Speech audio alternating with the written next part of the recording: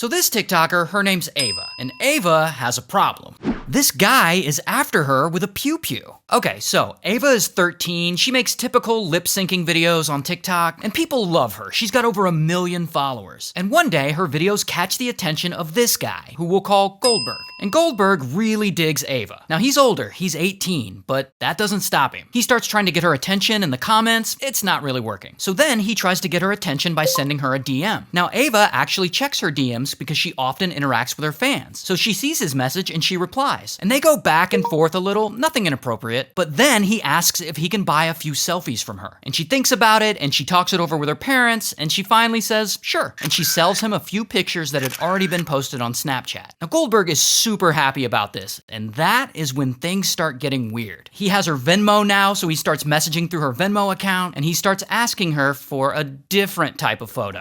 And she's like, ew, no, and she blocks him on all platforms. Oh, but that doesn't stop Goldberg. He searches around and he finds Ava's classmates from school and he reaches out to them. And they agree to sell photos of Ava to him, photos that I assume were already public. But they also allegedly sell him Ava's phone number. So now Goldberg has her number and he starts texting her and he begs her to unblock him. But she won't do it. So he sends her $600 through Venmo and he tells her it's all the money he has. But Ava is not giving in. Now at this point, things are getting a little out of hand and she's getting scared. So she tells her dad, this guy, who we'll just call Dad. Now, Dad is a retired police lieutenant, and he is not gonna put up with this nonsense. So Dad sends a strongly worded text message to Goldberg, basically telling him, don't contact my daughter again. And Goldberg gets that text, and he's heartbroken, and he's pissed off, but Dad isn't too worried about Goldberg. They live in Florida, Goldberg lives in Maryland, so they're not even remotely close. Everything's gonna be fine.